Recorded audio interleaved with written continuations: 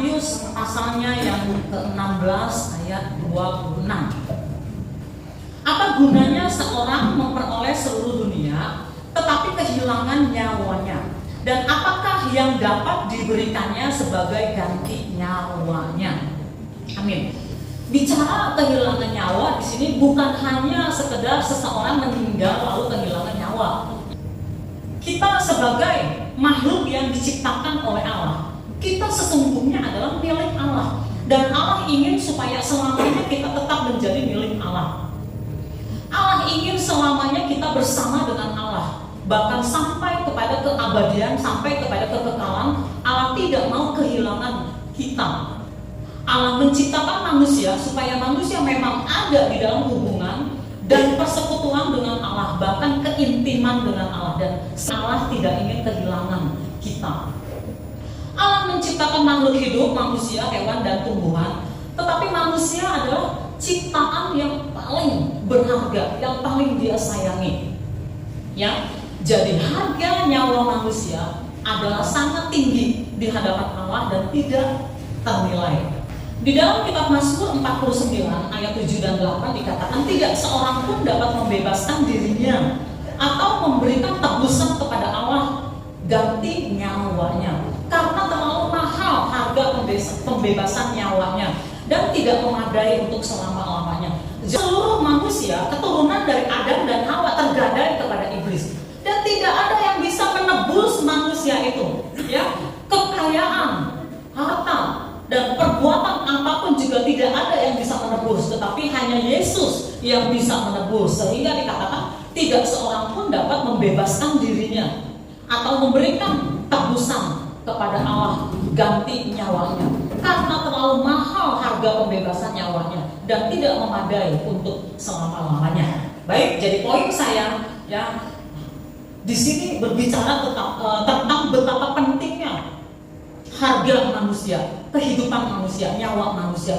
Lalu ada pertanyaan, ya, bagaimana? Katanya Allah mengasihi manusia dan nilai manusia itu ya sangat tinggi, ya, tak ternilai harganya karena begitu tingginya. Kenapa Allah tidak menghapuskan kemiskinan? Kenapa Allah tidak menghapuskan penyakit, bencana alam, dan segala kesulitan-kesulitan di dalam manusia? Kenapa nggak dihapuskan saja? Kalau Allah begitu mengasihi manusia dan tak ternilai harganya. Baik ya, tapi saya katakan bahwa manusia jatuh ke dalam dosa dan ada di dalam kekuasaan si iblis, mandat manusia hilang. Jadi sebetulnya segala sesuatu, kesulitan-kesulitan itu bukan tanggung jawab Allah. Allah memang mengizinkan, tetapi tidak tanggung jawab Allah. Ya, tetapi semuanya itu adalah karena dosa. Ya, karena manusia jatuh ke dalam dosa. Jadi tidak ya, atau bukan tanggung jawab Allah, tetapi manusia memang memilih jalan untuk berdosa. Ya. Jadi bukan Allah penyebabnya, hanya ya karena dosa-dosa kita, ya karena kesalahan-kesalahan manusia memang Allah mengizinkan, tetapi sekali lagi bukan kehendak Allah, bukan ya penyebabnya bukan dari Allah. Di awal penciptaan dikatakan bahwa semua diciptakan baik, ya. Tetapi ya Allah memberikan jalan keluar semua itu lewat dari kedatangan Yesus Kristus. Ya, di mana Yesus menebus kita dari dosa-dosa kita. Jadi sebetulnya segala sesuatu bisa dipulihkan. Ya, keadaan manusia, seburuk-buruk keadaan manusia, tidak ada yang tidak bisa dipulihkan oleh Allah. Ya, apapun yang dialami oleh manusia, selagi nafas masih ada, selagi nyawa masih ada di dalam tubuh ini, itu artinya bisa dipulihkan di dalam Tuhan Yesus. Ya, jadi begitu berharganya manusia sehingga Yesus mati di atas kayu salib memulihkan dan untuk menebus itu semua. Tetapi hanya diperlukan tindakan, tindakan dari manusianya. Ya, Tuhan menebus dengan gratis dan Tuhan memulihkan dengan gratis. Tetapi untuk mencapai itu semua diperlukan tindakan, diperlukan action. Ya, tindakan membuka hati, tindakan melangkah datang kepada Allah, tindakan ketaatan, dibutuhkan tindakan. Jadi kalau kita mau kembali kepada rencana Allah, mengembalikan nilai nyawa kita, kehidupan kita, maka kita harus bertindak. Manusia punya keinginan, manusia punya kebutuhan. Ya, sebetulnya yang terutama tentu adalah kebutuhan. Ya, dan bukan keinginan.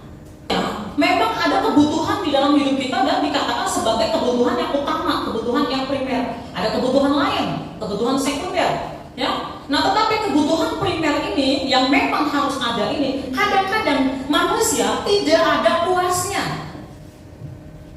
Ya, manusia mengembangkan kebutuhan-kebutuhan ini yang akhirnya menjadi keinginan-keinginan dan tidak ada batasnya. Ya, sudah dapat ini maunya begini, sudah dapat begini maunya yang ini dan terus. Ya, bahkan kalau bisa, ya sepertinya manusia ini ingin memperoleh seluruh dunia. Ya, termasuk juga status, ingin lebih tinggi jabatan, ingin lagi, ya penampilan, ingin lebih lagi, pengakuan, ingin lebih lagi dan semuanya. Ya, bahkan manusia ini cenderung ingin menguasai dunia kalau bisa. Ya, itulah manusia. Ya, sehingga akhirnya banyak orang yang kehilangan nyawanya karena hasrat memperoleh apa yang ditawarkan oleh dunia. Ya, oleh karena itu kita harus berhati-hati di dalam kehidupan kita. Apa yang kita butuhkan, ya, atau apa yang kita inginkan, jangan sampai kita tidak pernah puas diri. Kita mau lagi, ini lagi, lebih lagi, sampai akhirnya kita kehilangan nyawa. Ya, dan di sini dalam arti Allah kehilangan kita kehilangan Allah. Allah tidak menginginkan itu.